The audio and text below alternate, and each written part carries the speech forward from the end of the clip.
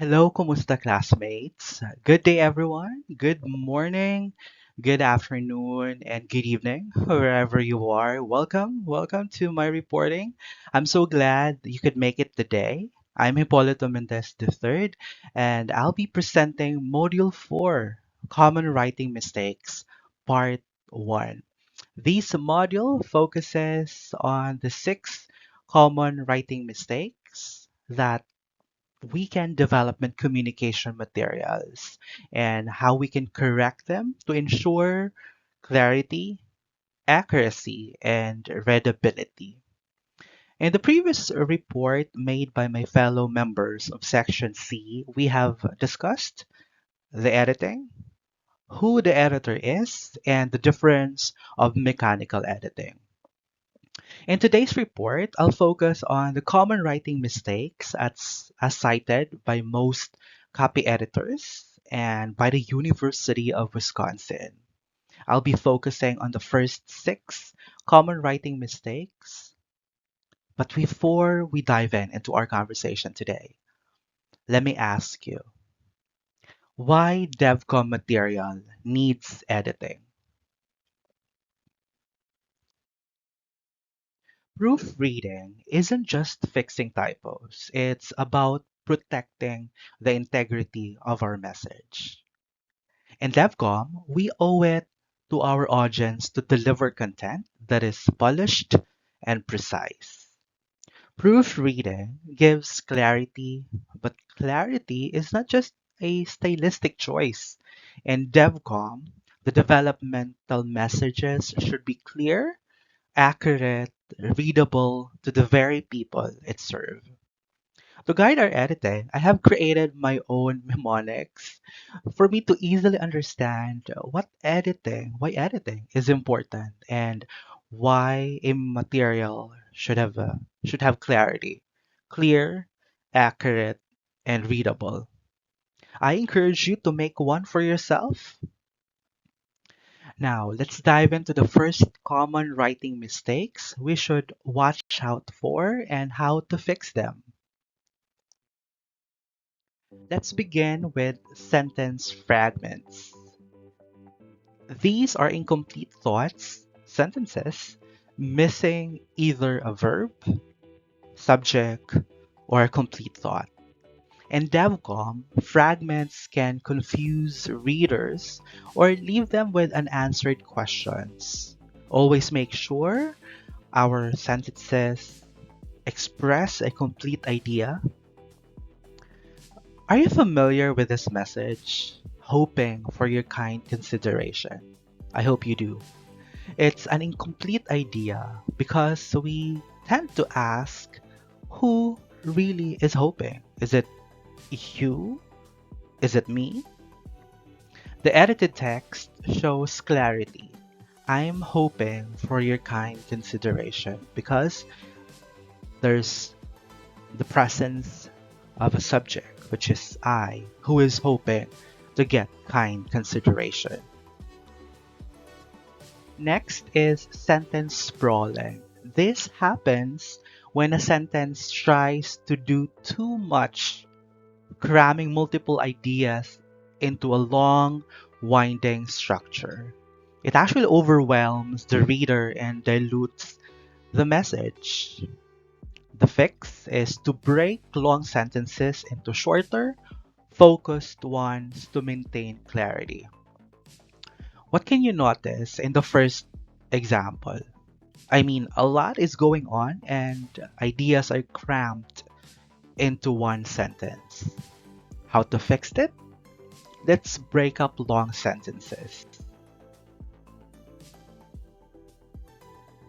Now, let's move into misplaced modifiers as one of the common writing mistakes.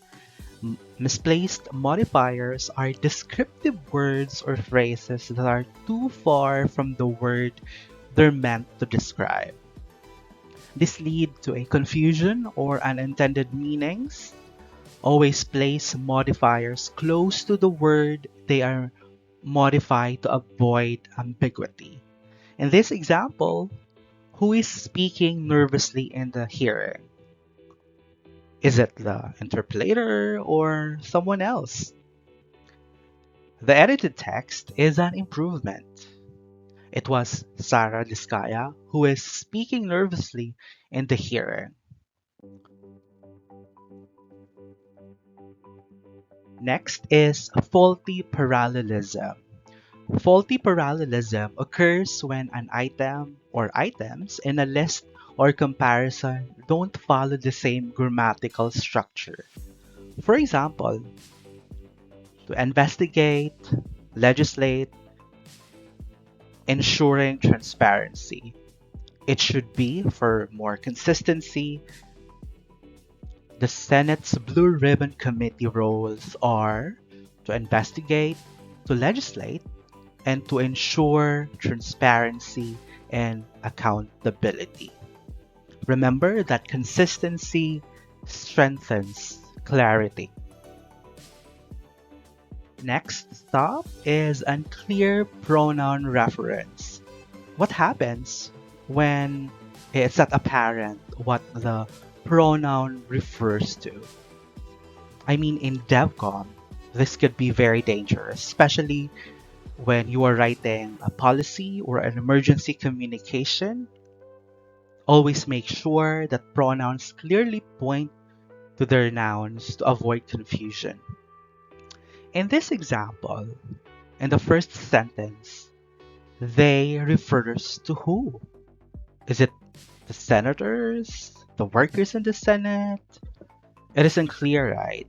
In the edited text, it is now clear that the senators voted for a new Senate president.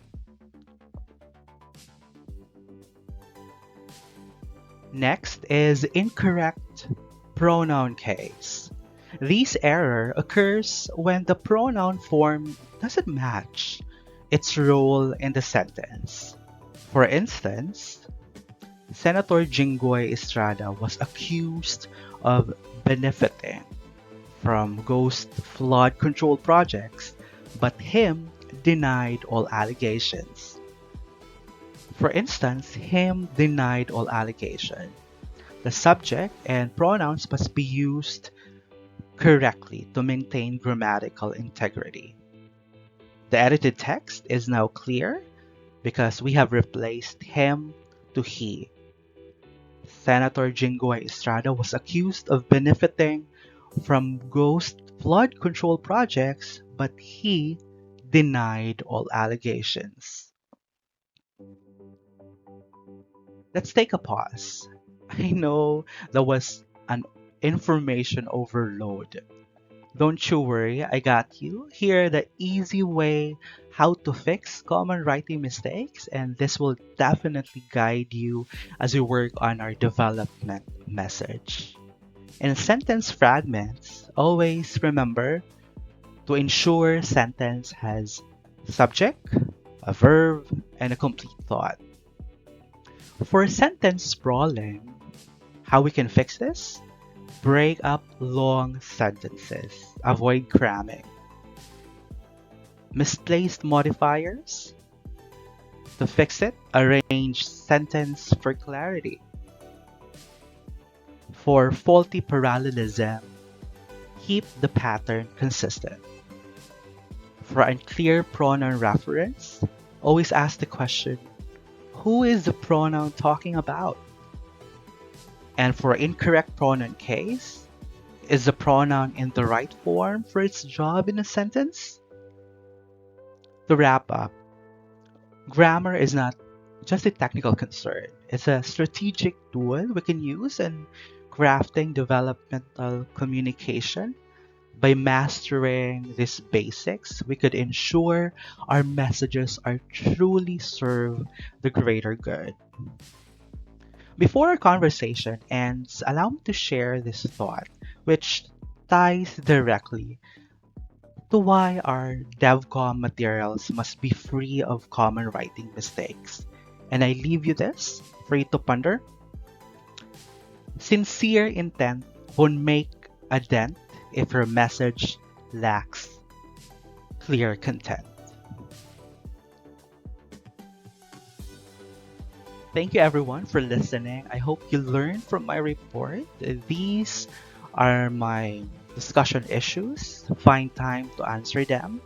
Don't you worry, I'll be also posting this in our discussion forum, and I'm really excited about the conversation we will be making.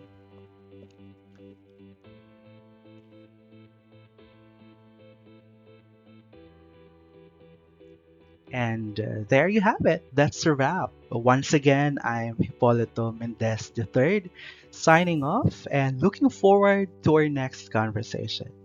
Have a great day.